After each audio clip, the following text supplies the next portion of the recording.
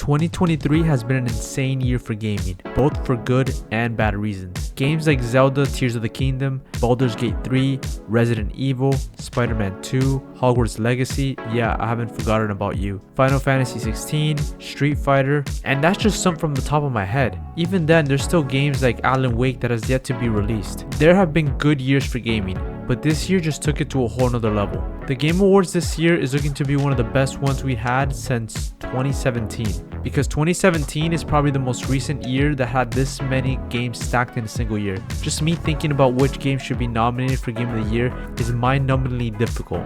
There are 6 slots. I have to believe that Tears of the Kingdom is getting one of them. It is practically a frontrunner for that title. The original redefined the open world genre and set the standard for how games of that nature should be played. Tears of the Kingdom looks to have taken that formula and added more to the world and improved the combat from the first. Also, the fact that you can build any type of vehicle you want is addicting. I mean, come on, what more can you ask for?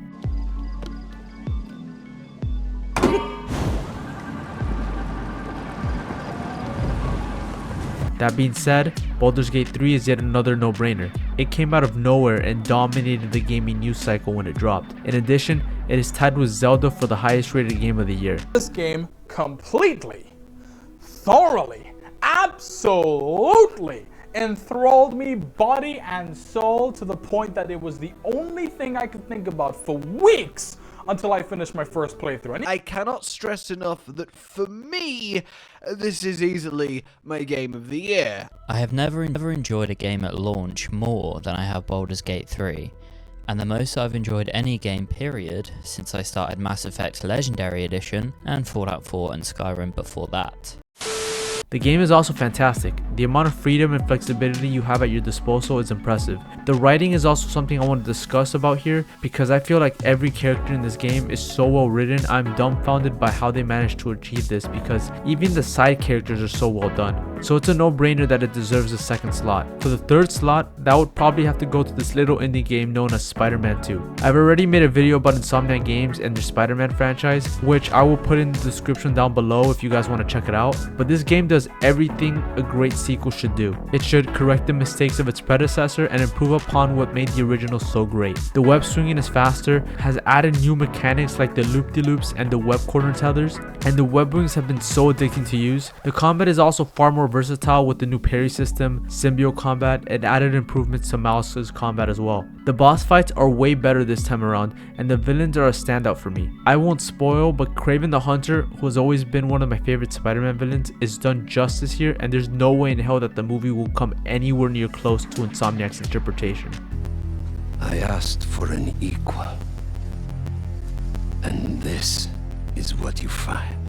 So far, these 3 games that I just mentioned are locks for Game of the Year. In terms of the remaining slots, it can go either way quite frankly. Super Mario Wonder has also released the same day as Spider-Man, and that has also been universally acclaimed. Hogwarts Legacy also released earlier this year, which honestly feels like ages ago now. But that game is still one of the biggest games of the year, just below Zelda. Final Fantasy 16, a game that I actually haven't played, yet it looks to be the most ambitious game in the series. Hi-Fi Rush, a game that wasn't even on my radar, became such a pleasant surprise. If you guys watched my past earlier videos, you guys know that I'm all about art style and great art direction. And this game looks just as good and colorful as Persona 5 and Ultimate Spider-Man. Speaking of those games, the music in Hi-Fi Rush is honestly pretty good. And the supporting characters are all likable, and the game gives them the spotlight to express themselves with funny dialogue and writing that bolsters the combat, as most of the time you will be fighting alongside them. I haven't even talked about games like Metroid Prime, Armored Core, Star Wars Jedi Survivor, which I'll be honest, I forgot that game released this year, but it was also pretty good. Like I said, there's so many great games out there right now. You can practically put any of these games for Game of the Year and you'd be justified because it's been that good of a year so far. But before we get to the bad, we gotta talk about the biggest wild card of the year. The game is Starfield.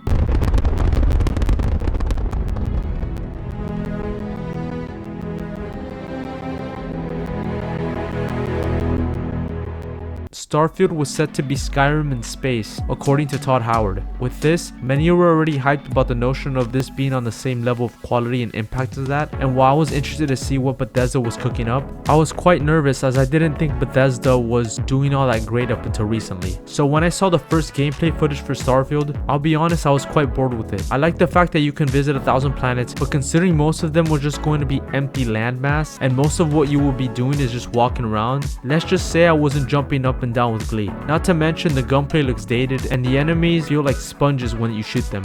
However, I love the fact that you can build your own bases and even spaceships, and the fact that you get to use them in outer space dogfights is awesome. Like, I've seen Star Wars spaceship builds on Twitter and it looks incredible. Starfield manages to impress just as much as it underwhelms, and while I don't think it's going to be nominated for Game of the Year, I do think there's a chance considering this is Xbox's premier exclusive title coming from arguably one of the best developers in gaming. So now that we've discussed the good this year had to offer and even the big wild card of the year, we also need to talk about the amount of crap this year has given us. Let's talk about Stories of the beasts and their king. The story of Kong.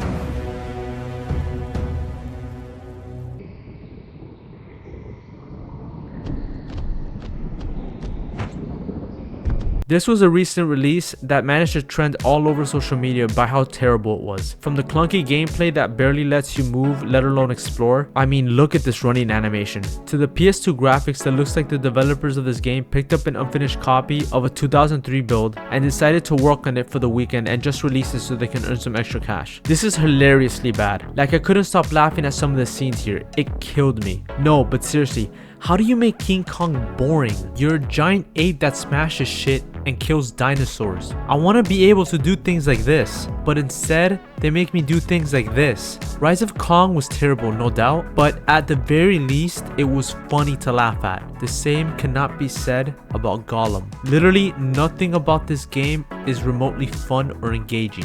They do absolutely nothing with Gollum's character, and it's such a waste considering how interesting of a character Gollum can be when done right. The character of Smeagol and how the ring corrupted him is one of the reasons why Lord of the Rings is such a classic. The game mainly takes place in this prison where all you do is hide from enemies and do chores for meaningless NPCs. The stealth is absolutely awful, and it is embarrassing to see this terrible level design in 2023, especially with the quality of games we've had so far. Gollum is outdated, janky, and downright unplayable that I couldn't even be bothered to finish it. Speaking of unplayable, the Grey Hill incident. This game somehow saw the Rise of Kong and Lord of the Rings Gollum and decided it would be a great idea to top those games and trying to get those players to refund their game the fastest. Which for me, as a person who absolutely loves all things horror, it is downright shameful that they made a game about aliens and they managed to make these aliens about as scary as SpongeBob trying to get into the salty spittoon. The writing is some of the worst things I've ever heard. The plot is nonsensical, the voice acting just downright stinks, and there are more bugs in this game than there are planets in Starfield.